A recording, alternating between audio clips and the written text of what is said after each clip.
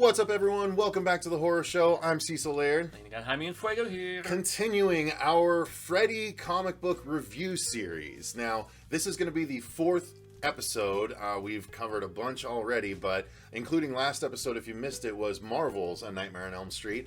But this time, we are doing the 5 issues that took place in the Avatar publication imprint that were written, except for the last issue, by Brian Pulido, who created Evil Ernie and Lady Death. Correct. And has been in the game for a number of years now. So we are going to talk about all 5 issues. It was a one-shot, 3-issue series, and then another one-shot. But it all does pretty much tie together, so we're going to go through it right now. Now, let's do our review like normal, though, Fuego. We'll give our overall thoughts, then we'll talk about the story, the artwork, and everything like that in turn. So, this is not the deepest of stories. It is a standard kids are taken out by Freddy, but they did add to the lore in as much as this sort of tied in with the Freddy versus Jason of it all in the movie universe. Freddy versus Jason is the only one that kind of touched on the idea that Freddy was something that could be spread. And so it's trying to be kept under wraps by the people in Springwood. Yes. And so that is leaned on heavily in this series. And the idea is that the kids in Springwood don't know about Freddy anymore. So Freddy hasn't really had access to anyone to kill in a while. And now there are still a select few that do know. But not only that, but an organization has developed that takes special care. It's an underground governmental organization that has been created in order to specifically stop the spread of Freddy. And it's all demonstrated in this first issue, where there's a group of kids at a high school in Springwood that start to get, there's a new transfer. So there's a new student in Springwood, and just to give proper creditation, as we always do, it is, of course, written by Brian Pulido.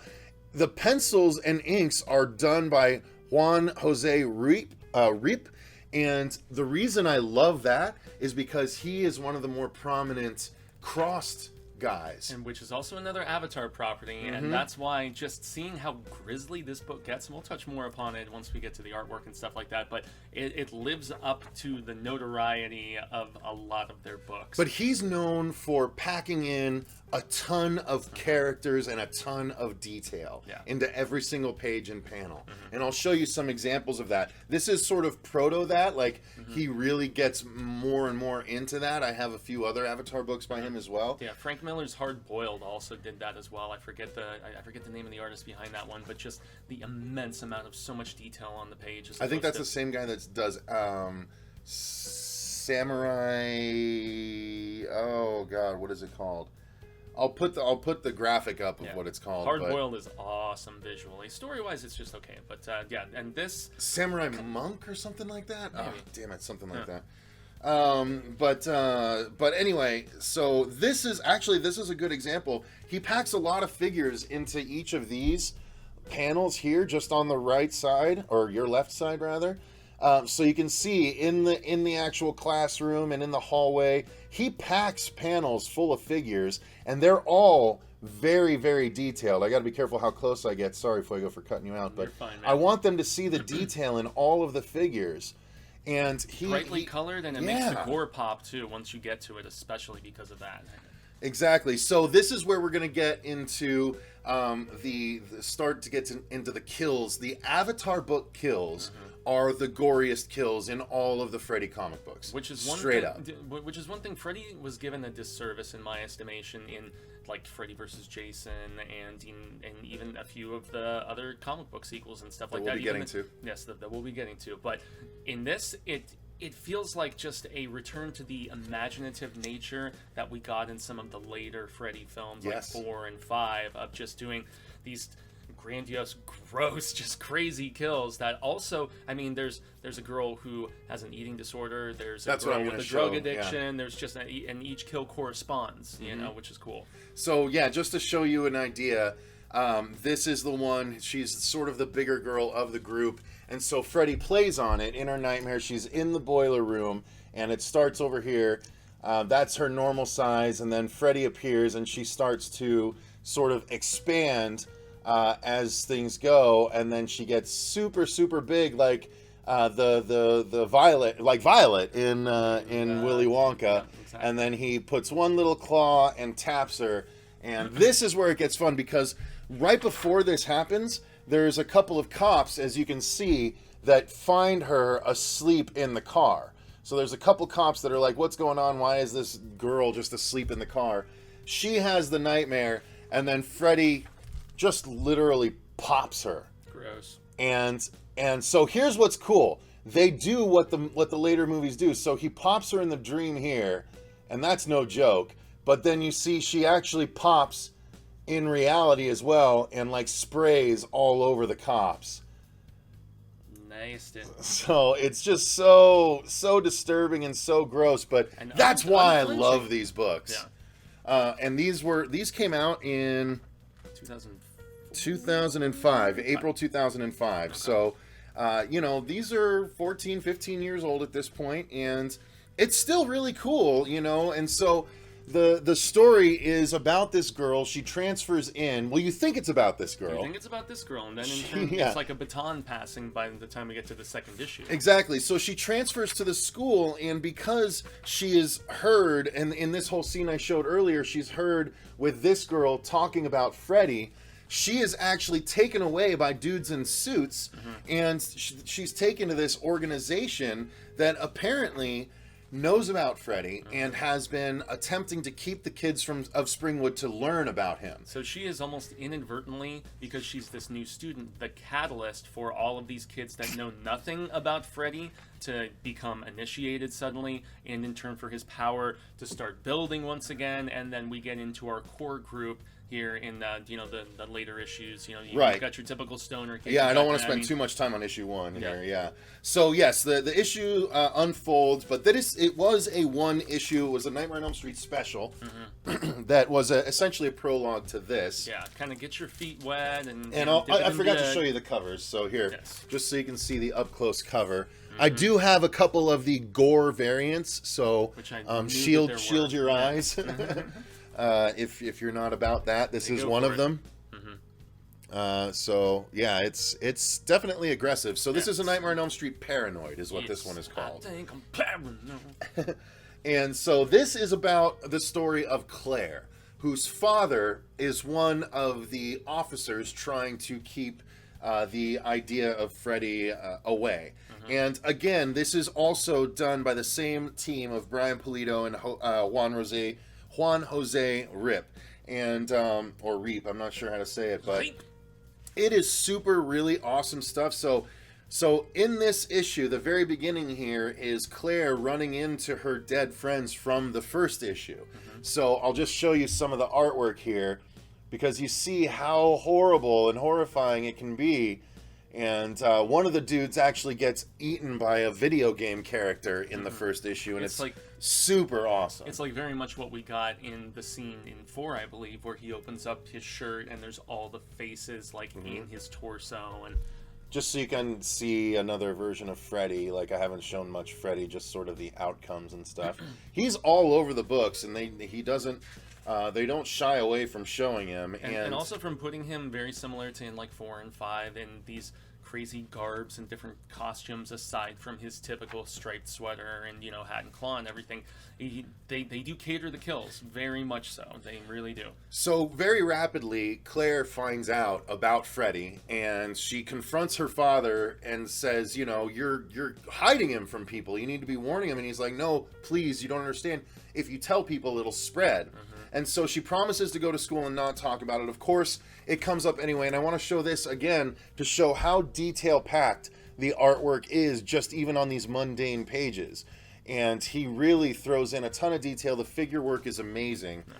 Bold lines, very, like you said, colorful. Yeah. And so, yeah, it continues, and the friends start to get picked off, one at a time. Yeah. from Freddy in kills. sometimes more creative ways than others. I don't think this was a particularly creative kill. Not everyone's going to be a home run, you know? Right. So that's what this middle 3 issues is about, is Claire's story going up against Freddy. So I just want to make sure I don't miss out here. Fuego, what did you think of how this story played out? It definitely reminds me a lot of Freddy vs. Jason. When I first read this a couple weeks ago, before we got the chance to actually review it properly, I had yet to revisit Freddy vs. Jason in a hot minute. And after I did, just the correlation of the father who seems to mean well and in his interconnectivity, but just also the rebelling daughter who was mad about not being warned properly, and that there was always that imminent danger just kind of still there in Springwood, and that they're trying their damnedest to suppress. And I mean, once again, world building and the coolness of that. And Claire is a solid, final girl in her own regard, which I really appreciate the hell out of. Of course, there's a love interest. Of course, there's some tropey friends and things like that. But I mean, really, it showed that you could it's almost like a soft reboot, so to speak, for the Freddy character in a lot of ways. Well, the other big aspect to the story is Freddy's side of things, right? So the town is trying to keep people from finding out, and Freddy is starting to get bored, and he starts to realize what's happened. And so there's a really fun moment in issue number 3, or issue number 2 of this Paranoid series, but issue number 3 of the overall 5, where there's a kid at a pep rally for the school that has fallen asleep, and Freddy is just sitting on a couch, and he just asks him, "Hey, you're a hemophiliac, right?" And the guy's like, "Yeah, why?" And you can see he's asleep in the middle of the crowd, and so Freddy literally just taps him, and he explodes in a giant bloody mess. And he has Freddy's here carved across the wall, or not carved, but bloody across the wall, in order to let all of the kids at the pep rally know that Freddy exists and to be afraid, thus spreading the Freddy virus. Yeah, Freddy gets to be more audacious in this than I think ever before, in just his thirst for the power of more kids to know about him. And this is like that scene in particular at the pep rally, where he just unabashedly puts that up in the real world, is such a wake-up call for all of the parents who have been so or people who are maybe a little bit older, and they heard about the previous generation of kids and all of them who got killed and all the nastiness. They're like, God, please don't let this happen to our kids, so we have to suppress complete information about him. And Freddy's just like, nah, this is like me broadcasting it to the masses, so to speak. Yeah, just showing some more artwork while you talk about it, because there's not a terribly much more that we can say without spoiling things. Yeah. Freddy just really goes for broke in a lot of ways, as far as making himself common knowledge, as opposed to like a whispered behind, the scenes of certain circles sort of thing. And yeah, he goes for it, man. He really, truly does.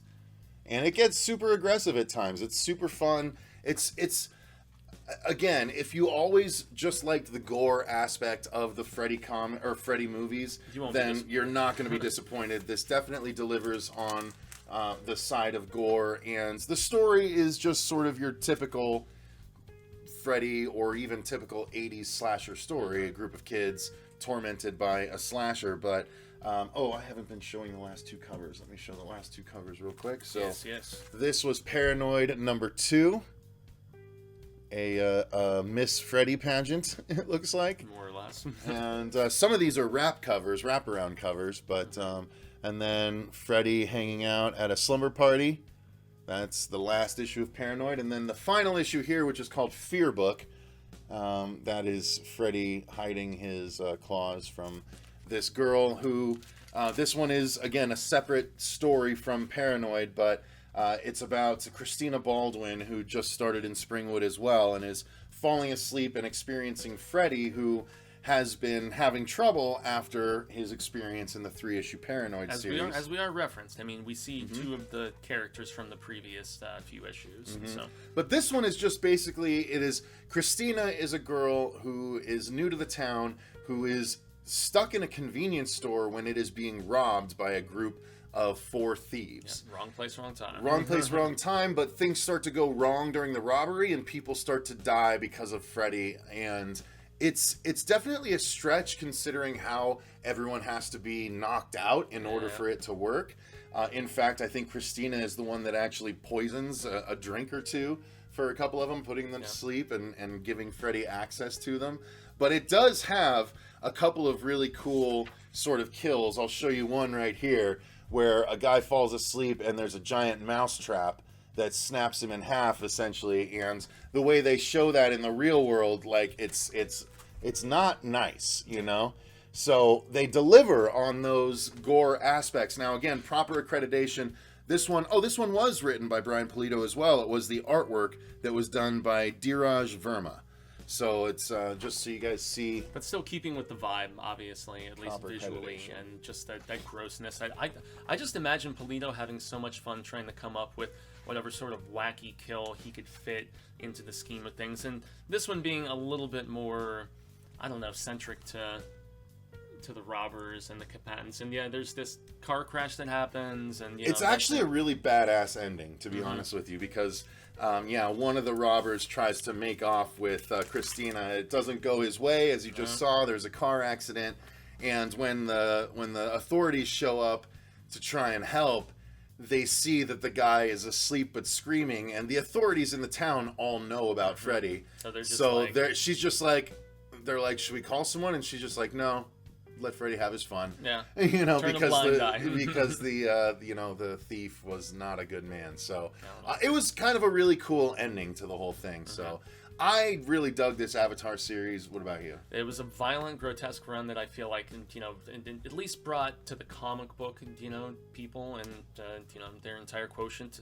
This character, again, after having not seen him since the Marvel stuff, which was about a decade or so before, if not more. I think it was more like 12 to 15 years before. So yeah, brought him back into the comic book consciousness, so to speak, and then in turn Wildstorm gets the right shortly thereafter, and that's where we're going to be going in our next review. So yeah, it should be fun.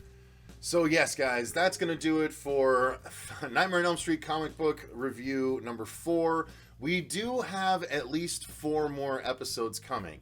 We've got 2 episodes that'll be talking about the 8 issues in the Wildstorm universe, and then we'll be talking about Freddy vs. Jason vs. Ash and the sequel series to that as well, which are both direct sequels to Freddy vs. Jason. So we'll be getting around to those soon. Thank you guys very much for watching. If you didn't know, we are currently running the campaign, or if the campaign is getting close to ending or has ended by the time you watch this, it should still be in demand at least. But it is for Dylan's New Nightmare, which is a fan film short sequel to Wes Craven's New Nightmare, unofficial of course, but Miko Hughes himself is returning to reprise the role of Dylan Porter, so we're very excited about it. It's going to be really cool, and the link to that is in the description box if you want to contribute. Even if you can't contribute, give it a share so other people can see it. We're spreading the word. Thank you very much for doing so. If you enjoyed this video, click the like button and subscribe to make sure you don't miss videos like it going forward. But until next time, I've been Cecil Laird. And gracias, Jaime. And remember, stay scared.